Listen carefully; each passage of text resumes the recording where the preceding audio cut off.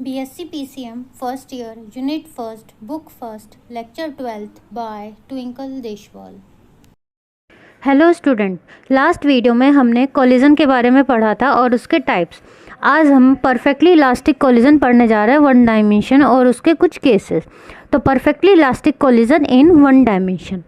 तो a head on collision, तो head on collision का मतलब है कि हमारे दो मासेस हैं m1 और m2, वो आपस में एक दूसरे से आके टकरा गए, ठीक है। और u1 और u2 उनकी क्या है, इनिशियल वेलोसिटी, और v1 v2 क्या है, उनकी फाइनल वेलोसिटी।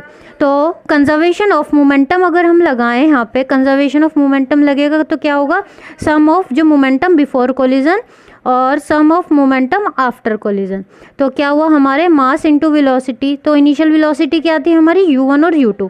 तो क्या हुआ, m1 u1 plus m2 u2 equals to m1 v1 plus m2 v2। तो ये क्या हो गया हमारा कंजर्वेशन ऑफ मोमेंटम।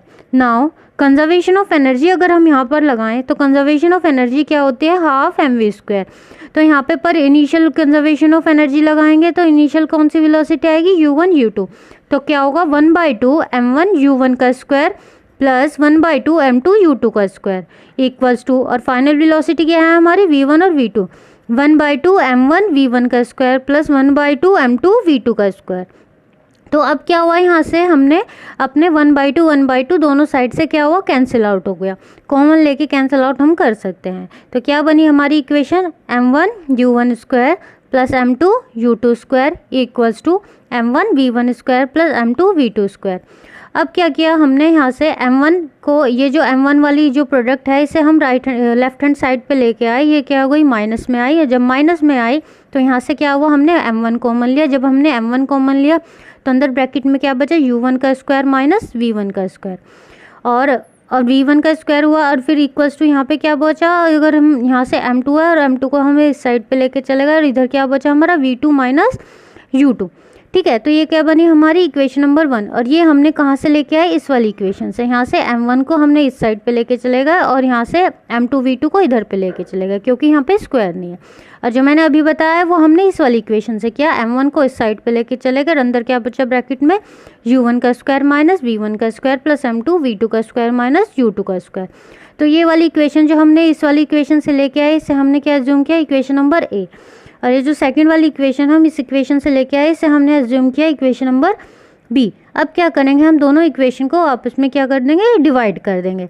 तो जब हमने इस इक्वेशन को इस इक्वेशन से डिवाइड किया, यहाँ से m1 कैंसिल हो गया और क्या आया ऊपर, u1 का स्क्वायर माइनस v1 का square upon u1 minus v1, और इक्वल्स टू यहाँ से m2 कैंसिल हुआ और ऊपर क्या बचा, v2 का स्क्वायर माइनस u2 का square upon v2 minus u2। अगर हमने अपनी इस प्रोडक्ट को खोल लिया तो क्या हुआ, ए स्क्वायर माइनस बी स्क्वायर क्या बना, a माइनस बी और a प्लस बी। तो u1 minus v1 bracket u1 plus v1 upon क्या आया, u1 माइनस v1, और इस साइड पे अगर हमने इसे ओपन कर लिया तो क्या बना, v2 माइनस u2, और इस ब्रैकेट में v2 प्लस u2 अपॉन में v2 माइनस u2। जब हमने इसे खोल लिया और ये वाली प्रोडक्ट ये वाली प्रोडक्ट से क्या होगी, कैंसिल आउट हो गए, क्योंकि ये सेम है। तो हमारा फाइनल वैल्यू क्या बची हमारी, u1 plus v1 equals to v2 plus u2, ठीक है। तो अब यहाँ से क्या करेंगे हम, u1 और यहाँ से u2 को इस साइड पे लेके आएंगे तो क्या बना हमारा, u1 माइनस u2, इधर क्या बचा, v2 minus v1।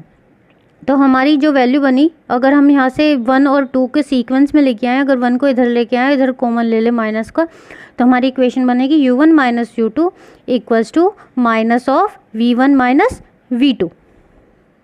So it elastic collision in one dimension, ये वाली इक्वेशन है, इसे हमने एज्यूम कर लिया इक्वेशन नंबर 1। तो अगर हम किसी भी वेलोसिटी को माइनस करते हैं अपने सेकंड वेलोसिटी से, तो उस वेलोसिटी को क्या आएगा, उस वेलोसिटी को हम बोलते हैं रिलेटिव वेलोसिटी। मतलब कि ये रिलेशन में है, u1 की वेलोसिटी को हम फाइंड आउट कर रहे हैं अपनी u2 की रिस्पेक्ट में। तो ये क्या है, रिलेटिव वेलोसिटी। रिलेटिव का मतलब है कि उसका सम, वो डिफरेंस उसका, the relative velocity with which the second particle approaches each other before collision. तो ये रिलेटिव वेलोसिटी है कि दो पार्टिकल आपस में अप्रोच कर रहे हैं, u1 माइनस u2 कोलिजन होने से पहले, और ये क्या है, हमारी रिलेटिव वेलोसिटी है with which they away, collision होने के बाद, टकराने के बाद एक दूसरे से ऐसे जाएं। Relative velocity with which they away from each other after collision. तो ये हमारी हो गई इक्वेशन नंबर 1। तो अब इसमें कुछ केसेस हैं। अगर हम केस 1 को स्टडी करें, पहला केस क्या है कि one of the colliding particle is initially at rest. तो देखिए अगर हमारी ये दो पार्टिकल हैं ए और बी, ठीक है, तो ये फर्स्ट पार्टिकल है, इसकी वेलोसिटी है u1 है, और जो सेकंड पार्टिकल है उसकी वेलोसिटी क्या है हमारी u2 है, जो कि हमारा रेस्ट है, क्योंकि एक पार्टिकल कोलाइडिंग पार्टिकल टकराने वाले दो पार्टिकलों में से एक पार्टिकल क्या है रेस्ट पे है।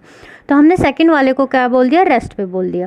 u2 की वेलोसिटी 0। तो जब ये टकराए आपस में तो ये दोनों इधर उधर अपार्ट हो गए, इसकी वेलोसिटी v1 हो गई, इसकी वेलोसिटी v2 हो गई। तो हम ये वाला केस स्टडी करेंगे। इसकी स्टडी करने से पहले हमें इसे कुछ और मैनिपुलेट करना पड़ेगा इक्वेशंस को।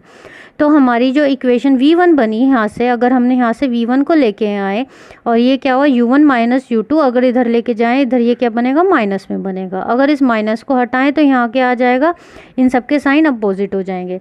तो यहाँ से हम इस इक्वेशन से v1 लेके आए तो क्या बना v1 v2 plus u2 minus u1। और सिमिलरली हम यहाँ से इसी इक्वेशन से अगर हम v2 को लेके आना चाहें तो v2 को लेके लिए ये वाला साइन है उधर जाके प्लस में हो जाएगा। तो u1 minus u2 plus v1, तो u1 minus u2 plus v1, तो दो इक्वेशन बन गई।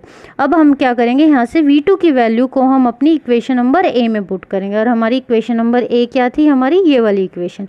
इस वाली इक्वेशन में हम अपनी v2 की वैल्यू को पुट करेंगे, मतलब कि जो अभी हमने वैल्यू निकाली वो वाली वैल्यू को हम इस जगह पे अपनी पुट करेंगे। जब हमने यहाँ पे पुट करी तो हमारी इक्वेशन कुछ इस तरीके से बनी।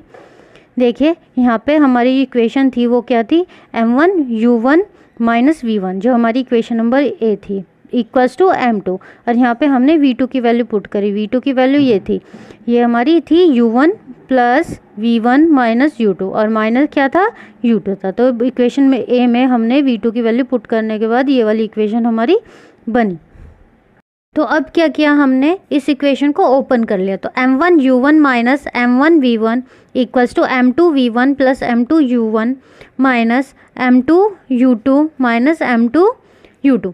तो अब हमने इसे इक्वेशन को ओपन करने के बाद इसे फर्दर सॉल्व किया। यहाँ से m2 u2 हमारा क्या हुआ, माइनस 2 m2 u2, और m2 v1 plus m2 u1, और इस साइड पे हमारा सेम रहा m1 u1 minus m1 v1।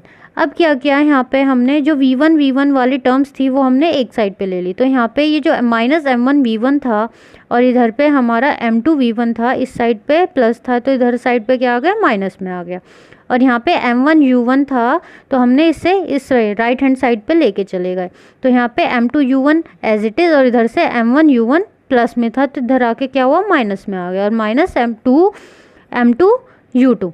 तो अब क्या हुआ, यहाँ पे m1 v1 यहाँ पे माइनस से हमने मल्टीप्लाई कर दी। तो m1 v1 plus m2 v1 equals to m1 u1 minus ये वाला टर्म माइनस में, क्योंकि माइनस माइनस प्लस हो गया, माइनस m2 u1, और ये वाला माइनस में था तो plus twice of m2 u2।